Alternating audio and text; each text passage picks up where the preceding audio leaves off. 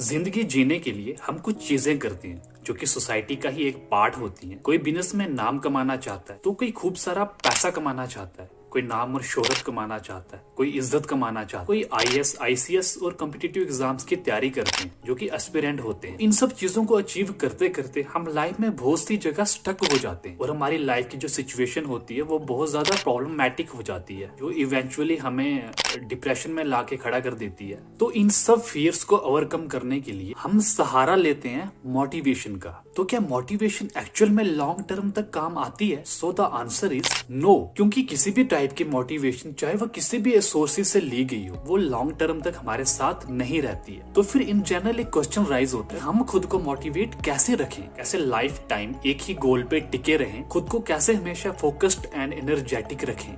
इसके लिए आपको खुद को एक बहुत बड़ी वजह देनी होगी। गाइस एक्चुअली मोटिवेशन के अलग अलग सोर्सेज होते हैं, जैसे कोई इंटरनल सोर्सेज होता है और एक एक्सटर्नल सोर्सेज होता है। इंटरनल मोटिवेशन वो है जो नेचुरली आपके अंदर है और वो किसी सिचुएशन या सर्कमस्टांसेस पे बिल्कुल भी बेस्ड नहीं है। इंटरनल मोटिवेशन का जो है बदलते मौसम या हालातों पे बेस नहीं होता है, क्योंकि एक बार जब आपने लाइफ में गोल सेट कर दिए और आपने ठान लिया कि आपको ये अचीव करना है और फिर उसके लिए किसी भी हद तक जाना पड़े, मैं तैयार हूँ, मैं गिर के उठने को तैयार हूँ, मैं खुद को संभालने के लिए तैयार हूँ, मैं भूख प्यास सर्दी गर्मी सब कुछ त्यागने को तैयार हूँ, हर फियर को ओवरकम करने के लिए तैयार हूँ। फिर दुनिया चाहे इधर की उधर हो जाए, यू डोंट केयर, बिकॉज आप खुद को अब संभाल सकते हो कि अब आप सिचुएशन को हैंडल कर सकते हो, आप गिर के संभल सकते हो और आप दुनिया जीत सकते हो। तो अब एक्सटर्नल मोटिवेशन है जो कि एक टेम्परेरी सोर्स होता है मोटिवेशन का और ये ज्यादा अवेलेबल होता है ऑनलाइन या ऑफलाइन लाइफ में।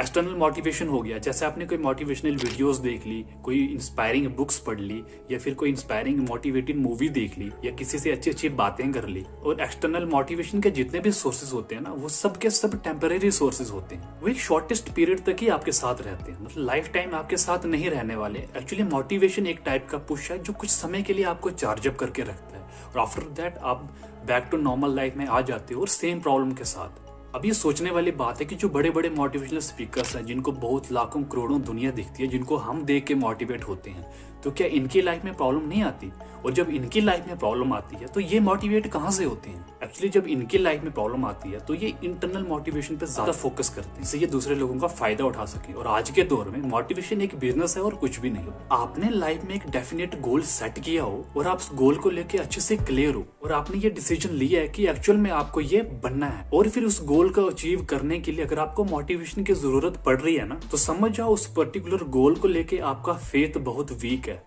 और कहीं ना कहीं आप उस गोल के लायक नहीं हो। अगर एक्चुअल में आप उस गोल के लायक होते और सच में आप वो सक्सेस को अचीव करना चाहते हो तो आपको मोटिवेशन की जरूरत नहीं पड़नी चाहिए, क्योंकि आपकी लाइफ में क्लैरिटी अच्छे से होनी चाहिए। सो एक्चुअल में हमें मोटिवेशन की नहीं, हमको क्लैरिटी की जरूरत होती है।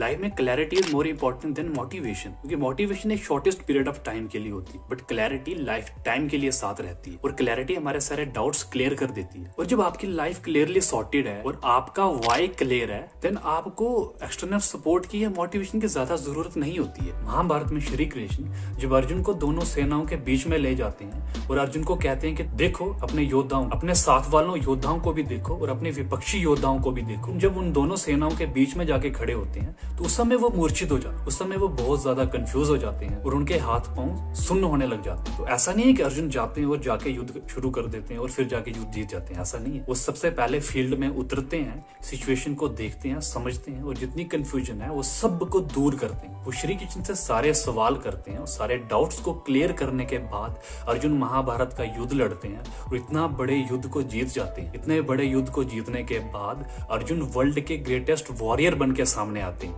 ये इसलिए सामने आते हैं क्योंकि वो सबसे पहले अपना वाई क्लियर करते हैं और जब एक बार उनकी लाइफ में क्लैरिटी आ जाती है, वो उनको डिसाइड हो जाता है कि उन्होंने लाइफ में ये चीज करनी है, फिर ये मैटर नहीं करता कि कौन लाइफ में आ रहा है, कौन जा रहा है, कौन गिर रहा है, कौन उठ रहा है, क्या प्रॉब्लम आ रही है, क्योंकि प्रॉब्लम को पार करने के बाद ही तो सक्सेस आएगी। ऐसा तो नहीं है कि सक्सेस नींद में आ जाएगी, क्योंकि अगर सक्सेस नींद में आती होती तो दुनिया का हर व्यक्ति सक्सेसफुल होता, और सक्सेसफुल बनना अगर इतना आसान होता तो दुनिया का हर व्यक्ति अमीर और खुशहाल होता। It's not that easy. बड़े बड़े जो एजुकेशनल एस्पिरेंट होते हैं, जो IAS ICS टॉपर होते हैं, जो बड़े बड़े एग्जाम्स को क्रैक करते हैं, इनकी लाइफ में भी क्लैरिटी होती है, इनको मोटिवेशन की जरूरत नहीं पड़ती है। और सोचो अगर इनको मोटिवेशन की जरूरत पड़ती रहती हर 5-10 दिन के बाद, 5-10 मिनट के बाद इनको मोटिवेशन की जरूरत पड़नी होती, तो क्या ये इतना बड़ा एग्जाम कभी क्रैक कर पाते? तो मेरे दोस्त, लाइफ में मोटिवेशन की नहीं बल्कि क्लैरिटी की ज्यादा जरूरत होती है। इन जनरल लाइफ ऐसे चलती है कि एक व्यक्ति का नुकसान दूसरे का फायदा होता है। सिमिलरली जब हम ज्यादा प्रॉब्लम में होते हैं, हमारी लाइफ में ज्यादा प्रॉब्लम आती है, तो एक मोटिवेशन स्पीकर का उसमें फायदा होता है। आज के दौर में मोटिवेशन सिर्फ एक बिजनेस है। हमारा डिमोटिवेट होना दूसरे के लिए कितना ज्यादा प्रॉफिटेबल है, इस चीज पे ध्यान देने की ज्यादा जरूरत है।